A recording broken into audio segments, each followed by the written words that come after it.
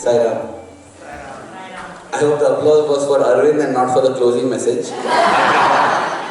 I offer my humble pranams at Bhagwan's lotus feet. Dear Swami, respected elders, dear brothers and sisters, I know that the theme of my talk is why are we here? How do we put it into practice? What all we have learned? But in my heart I just felt that whatever I wanted to share on that theme I already shared in my previous talk. So I'm just going to throw the topic to the winds and just speak what I feel like speaking now.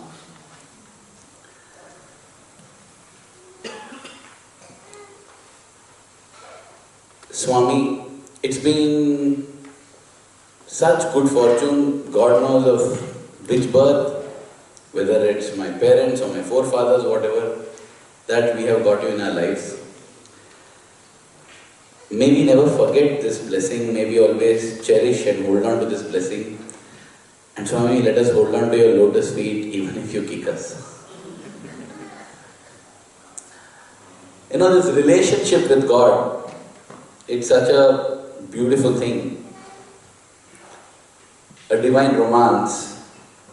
And I know that that's the theme for the February 14th. But yeah, there is a lot to speak about divine romance. So there is nothing like a clash that is happening. When we try to build a relationship with Swami, how do we relate to Swami? Do we relate to him as God, as Guru, as mother, as father? When I go through talks by different people, when I go through articles different people have written, different people relate to him in different ways. And you will find articles and talks on how seeing Swami as the Guru is the ultimate. How seeing Swami as the mother is the ultimate. How seeing Swami as the father is the ultimate. I mean, there is no perfect or best way to look at Swami because that is a personal choice. It's like asking which flavor of ice cream is the best. You know? Yeah, for me, currently it is butterscotch. It was different before. But you know, one thing that Swami himself keeps saying always is that God is your best friend. You would go to a kid and ask a girl, how many brothers do you have? And she would say, Swami, I don't have brothers. Swami says, I know all our brothers. Then you go to a little boy, how many sisters do you have? Swami, one sister. No, all our sisters. And then he goes to a third kid and he asks, how many friends do you have? Swami, all our friends. No, God is your only friend. This is true, you know. This is so beautiful and so true, and I have realized this in my life. By nature, I am a person who gets very attached. And before I go into that, let me just distinguish what I mean by attachment and love. Attachment is nothing but a slight disfiguration of love, that's it. Love does something selflessly, attachment does it with expectation. When you are attached to someone, you do something for them and you expect them to reciprocate and return the favor. Though you will not state it explicitly, you will not say, can I do this for you? And remember, sometimes you don't do this for me. You don't say it, but you expect it. And in that sense, I have been a person of multiple attachments. Very quickly I get attached to people, to things. I still have t-shirts that are 20 years old. And the only time when I'm not there, when I'm in Australia now, some might have got discarded at home. Because that's the only way you separate me from my t-shirts. See, you know, my wife keeps saying, you keep getting new t-shirts, where old ones? So when I'm not seeing my good t-shirts, she downgrades them to home t-shirts. And the home t-shirts, suddenly I see it as a mop cloth. One day I was wearing a t-shirt, it had 4 holes here. Then I said, Pooja, what, this got holes? She said, that's a mop cloth, you don't tell it. The mop cloth had gone for wash and I thought the t-shirt, took it straight off the string and wore it off. But that's how I get attached. So you can imagine how attached I will get to people. But I think when you get attached to people, it's like when you're thirsty, you want water. But attachment is having an inclination for the glass. You pick up and there is no water and you feel why there is no water. No, nothing. You just pick, there's some other glass which has water.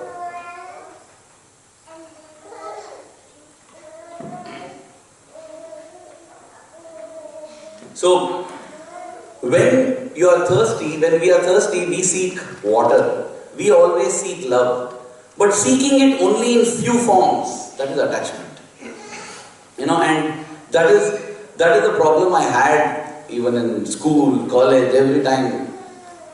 You have a best friend, when he gets sick, you tend to him, take care of him, and then you get sick and you expect him to come and take care of you. It's not that you are not taken care of. There are so many people who take care of you, but you look forward to that person coming and taking care. Why he did not come? On your birthday, why did he not come and wish? This is what happens. This is expectation. And in that expectation, what happens is we turn blind to what is available freely. My parents every time make it a point to send me a birthday greeting. I don't care about it. Anyway, it comes every year. And here I am seeking out a greeting card from an elusive friend who doesn't seem to give me. And I'm trying to indicate to him in subtle ways, why are you not, I have done it for you. When your birthday, your first greeting, first thing around 12 o'clock midnight I came and gave it to you. Why are you not giving it? And now when I look back at my old self, if I can give an advice to a 20-year-old Aravind, I will tell him, don't be so foolish. Love is there everywhere. Receive it when it comes. When you get restricted that I want to get it only from here, that's when you begin suffering. You get attached to people, you think people are not doing, and how many days and nights you spend crying and groveling over that. Stupid nonsense it is. And the biggest casualty in this attachment is Swami. Because that is a love that's available always, in abundance, and we don't care. Because we take it for granted. We take it for granted. When COVID came, I learned the value of being able to just breathe like this, Without a mask, I would get scared to take even a deep breath. Before COVID came, people would cough to cover up their farts. During COVID, people would fart to cover up their coughs. Because you get put into a... But that is the way things change in life, right? Because we don't learn the value of fresh air till it's denied. So tough to breathe under a mask. I would just wait when I can get back home and pluck this damn mask off my face. But that's how it is. God's love is subtler than air all around us, and we always neglect it. And I learned this personal lesson because ever since I was 15, you ask me who is the best friend, I say God is the best friend. God is the only best friend. Only in theory. Only in theory, not in practice. In practice, when I was in first standard, my best friend was Prabal Patel. When I went to fourth standard, my best friend was Prajakta. When I went to grade 10, my best friend was Hemant. When I went to college, my best friend was Lars. Satya, you just keep.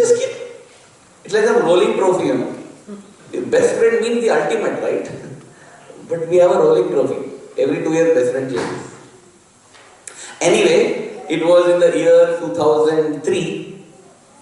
2003. When I had been to Bombay, I had been to a Archie's card store, and I found a very nice greeting card there. It said 101 reasons that make you my best friend. Okay, and I found that card. I'll tell you. Nothing. So this is it.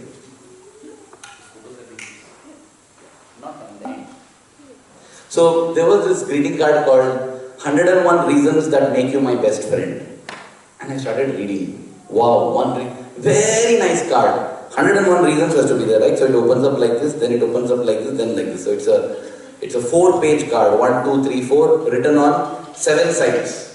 No, written on 6 sides. The front is just a cover and back is the whatever. 6 sides is filled with the reasons. 101 reasons why somebody... I thought I'll give it to my best friend. The then best friend who was there. So I picked it up, and this person happened to be in Bombay only. So I decided, I went to this person and I was holding this card, and I had to leave for college after that. So this person saw me and said, "Hey Aravind, you got something for me?" I said, "What makes you think something for you?" "What else? You are so attached to me, surely you'll have got something for me." Ego blows. I got an ego hit. "What do you mean I am so attached? You are not attached to me?" I said, "No, nothing." "No, what's in your hand?" "No, this is not for you." They only disqualified that person. "No, you are not getting this card." So that card landed up with me back in hostel. I took it back. So this person disqualified. Now I'm back to my search for a best friend, next best friend, and I found a best friend. I found another best friend and it was wonderful. And I decided, this guy is my best friend, he knows. So when his birthday came, I thought I will give this card to him. And guess what? I had a fight with him on his birthday. Actually, it would have been perfect to give him the card after the fight because it would have patched up. But ego, no way. No way. And then I looked at him critically. And then I understood that in my emotion I had got carried away that he is my best friend. Because he didn't qualify on many fronts. So I didn't give him the card. And then came my next best friend, whom I felt, I tested him out. 9 months he proved good. So when his birthday came, I thought it's perfect. So I took out the card, and after that card had sat in my suitcase and cupboard for almost 1.5 years, it was finally going to be given out. So I took that card, not 1.5, 2.5 years. So I took that card because it takes time, right, to build best friendships. So I took it, but before I could write the name, I just thought, let me quickly read through the card. Then I started reading all the 101 reasons that listed out why that person is my best friend. Now this guy qualified only for about 48 of those 101. You read all that, no way, this doesn't. So then I realized that so much is there wanting, this cannot be a best friend. So what I did, I took a piece of foolscap paper and wrote down those 48 reasons and gifted him that paper and not the card. Because he doesn't deserve that card. And thus it went on and on that years passed. I completed my education, I finished masters in chemistry, I finished masters in business management, and the card was still with me. And I was like, why can't I get one good friend? Why can't I get one good friend? And then came a very good friend. And this friendship I was having learned from my experiences of years. I decided that I will not come to my conclusion fast. I tested this friendship for 3 years. And then I felt, this would be good. But till now I've just been saying this person, that person, because it is needed for the story. I'll mention that this person is whom you know as Brother Amai. So I thought, he is my best friend. Okay, great. So then I thought, I'm going to give this card to him. I read through. He didn't qualify for all the 101, but 70, 80, that's good enough, O grade, that is, you get top class pass distinction in pass, it is 80 out of 100. So that's fine, I'll give that. And after a lot of thought, I thought, okay, on his birthday, I'm going to give him this card. And after 6 years, ink came on the cover of the card. I still didn't write on the card. On the cover of the card, I wrote, Dear Amai. And in the end, I wrote, in the card, Dear Amai, Dear A-M-E-Y. And in the end of the card, Love Aravind. That's it. And then I thought I'll give him this card. But he should understand the significance of the card, right? So I wrote a covering letter along with that. Saying, Dear Amai, this card is 6-year-old. It was meant for so-and-so. But so-and-so got disqualified because of this. And then it was proposed for so-and-so. But so-and-so disqualified because of this. And it was then meant for this person, but he got a foolscap paper with 48 reasons instead. And then this, and then this, and then this, and now, finally, yours is the name that has actually come on the card. I just felt he would be overwhelmed and blown over. I put that covering letter, put it in the cover, sealed it, and I said, that's it. So, 23rd of December was his birthday, and I met him after. I was working at Radio Sai, he was teaching in the hostel back then. So I met him after Mandir. Said, hey, happy birthday. A big deal, all these birthdays and nothing. I think maybe Swami didn't bless him that day or something. So I said, anyway, here's my card, happy birthday. Why do you have this card and all not needed? Hey, between us, what is this card and all? You take it, man, take it and see it. Like I was thinking, all this you'll forget once you open and see the magnificence of the card. And he took it. And he said, come, let's go. I said, come, let's go to Radio Sai. Let's hang out there for some time. We went to Radio Sai. We chatted. We watched something. Then till 8:39, then, it became very late. Back then in student years, 9:30, 9 o'clock was very late. Yeah, unlike yesterday. So 9:30, he decided he'll go, and he left. And I felt, okay, fine. I also got up to leave to my room, and what do I see on my desk? The card. He's forgotten the card. This fool has forgotten the card. See, yeah, you can feel it, right? Those guys are not understanding. Many people feel that I'm a little bit feminine, but I don't know, but I feel maybe I am.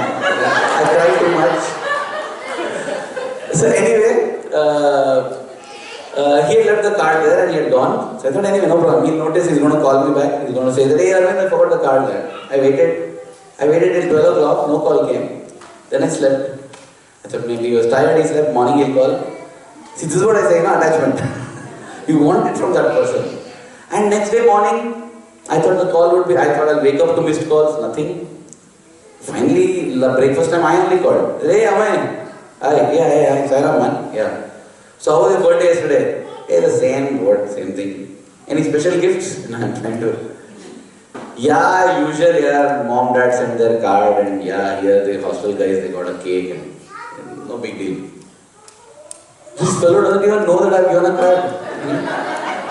He's not even recollecting that I gave a card, that he has not seen it, that he has left it here. Doesn't even know it's missing. He doesn't know and he doesn't know that he doesn't know. I just cut the call. And I felt so low, so shattered. Hey, I tested this for 3 years, yeah. It passed quality check of 3 years. And yet, damn it, I wrote the name also now, in pen. I thought, now I see a lot of guys making tattoos, be careful what you make tattoos of. You can't be, unless you're absolutely sure, unless you're putting Swami's name, yeah, it's great, otherwise be careful. So this is what happened, and I kept the phone down. I was just standing, I went to the studio. I was really sad. I mean, I'm not able to feel that sadness now because I've matured in that sense a lot. But I know this much from my diary entry that it was devastating for me. It felt like the biggest letdown in my life. I was like, gone. You know what? I've spent 20 or 21 or 23 whatever years of my life and I don't have one best friend. Nothing. What a pathetic situation this is. Then I turned and said, Swami? Why can't you give me one best friend? Am I asking too much? And inside I'm praying. Nobody understands Swami. They're very happy, they're very nice when I do stuff for them, but they don't understand. That much they can't understand. To understand me, you have to be God or what? So only, oh, yeah man, Swami is God is best friend. That time it struck me. Imagine, theoretically I've been saying all my life, God is the best friend, God is the best friend, God is the best friend. And it never struck me to consider God as best friend. And here when I'm venting out, I suddenly, Swami, God is best friend, Swami says. Hey, Swami will be my best friend. Swami, will you be my best friend? And the mind says, but you wrote Amai's name. I quickly opened the card. I added an SW before his name. And AMEY it was. EY I made it into one big Y. So now it became SWAMY. I said, yeah, Swami. Yeah, you are my best friend. Okay. Thankfully, if his name had been from Venkata Krishna or something, thankfully his name was Amai, it was easily modifiable to Swami. Okay. So I made it Dear Swami, and in the end, Love Aravind. I felt, wow, yeah man. And then there was a kind of, it's trepidation in the heart, at the same time bubbling excitement in the heart. I said, Swami, the fact that it was so easily modifiable also to Swami made me feel so thrilled. I said, Swami, will you be my best friend? Really? Really, Swami, will you be my best friend? Because Swami, till now when I've been looking for best friends, I have faced rejection after rejection after rejection and dejection after dejection after dejection. I felt so excited. There was the other piece of paper, that covering letter. I shredded it to bits, threw it, took a fresh foolscap paper and wrote a new covering letter. Dear Swami, let me tell you the history of the card. And now, Amai was also part of the history now. And I wrote a new covering letter. I wrote that letter and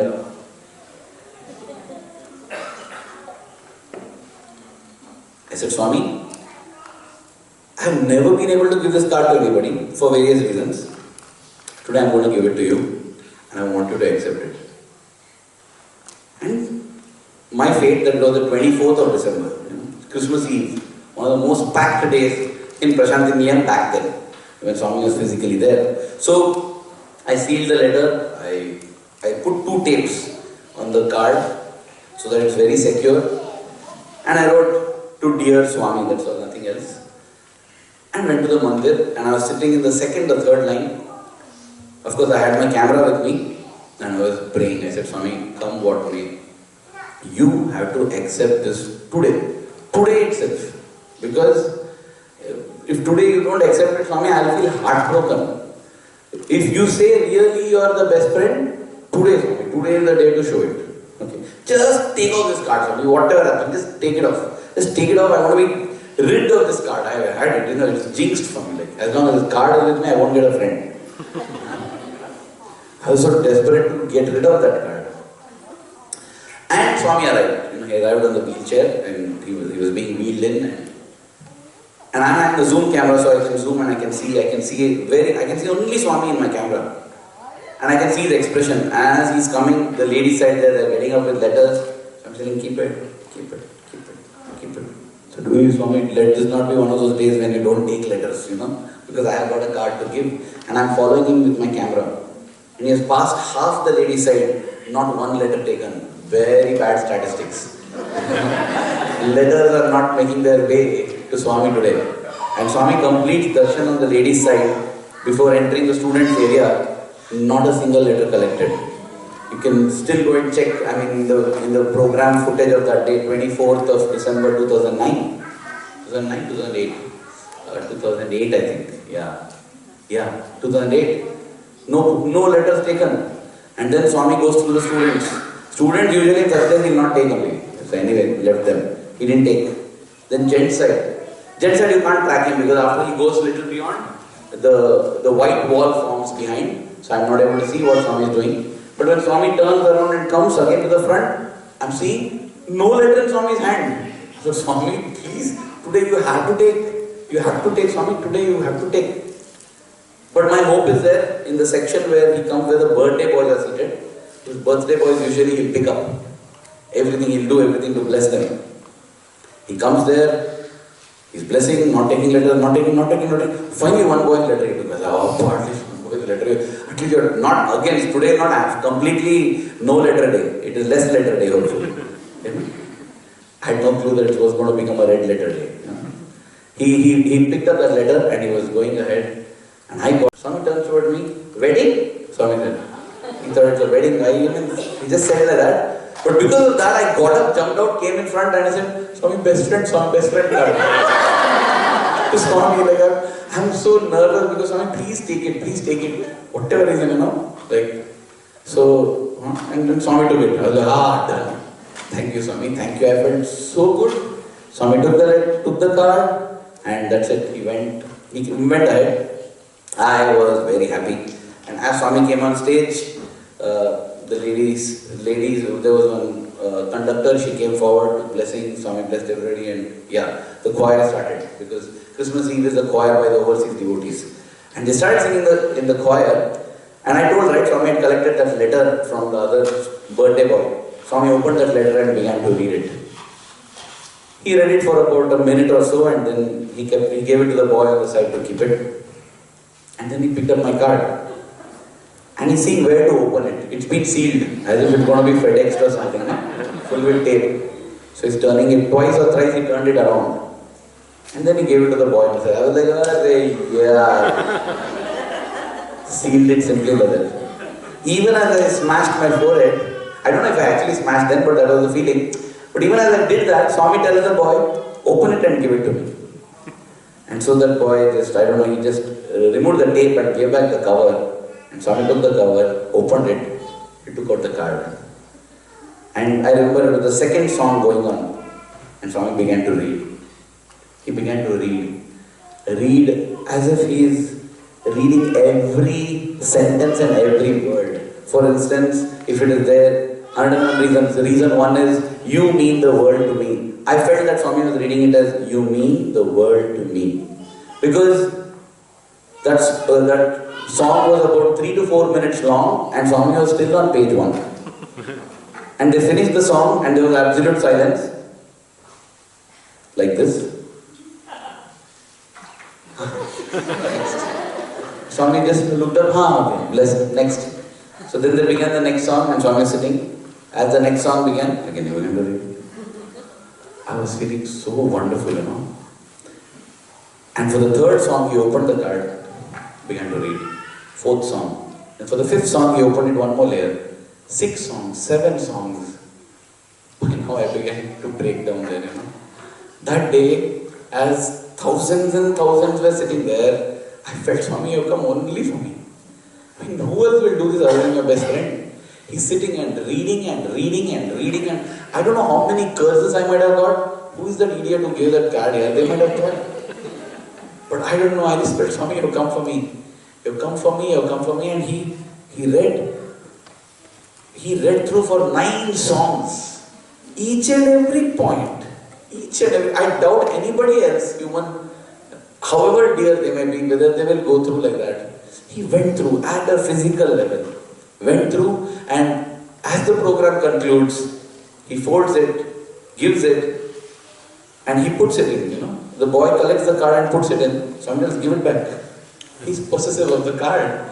He takes the card and even when he went back to his residence in his car, he's keeping that card on his lap. I don't know what he did with it inside, but it's done. I know what he did with it inside here. I was just bowled over.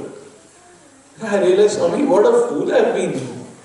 Theoretically, I've been telling you, you're my best friend, you're my best friend, you're my best friend. I never thought. Even as I was crying and in emotion, right? Luckily, good sense prevailed and I managed to take a few pictures. Yeah, are they up there? Yeah. Is it? Yeah, this is Swami reading. Can we go to the other pictures? Yeah, the first picture, yeah. Can you zoom in there? I know I can make out my own handwriting there. Yeah, it's written to dearest Swami. Yeah. Do we have a zoom function? We don't have it. Yeah, we created it without the zoom function. Okay. We go to the next one. Yeah. So this was in the beginning. And yeah, this is actually it has got jumbled the order. This is after the whole thing. See here, the smiley, right? No problem about the order. Yeah, go next. So this is after he finished reading the whole thing. And the next one, this is a sample of how he would look up from the letter when one song is over, smile and tell yes, start the next song, and then go back to his reading. Yeah, see, this is when the whole card is opened. You can see that 101 written there. 101 reasons. See, he is holding on to the cover also. Is there another picture? Yeah. So this is towards the end. Another, is there?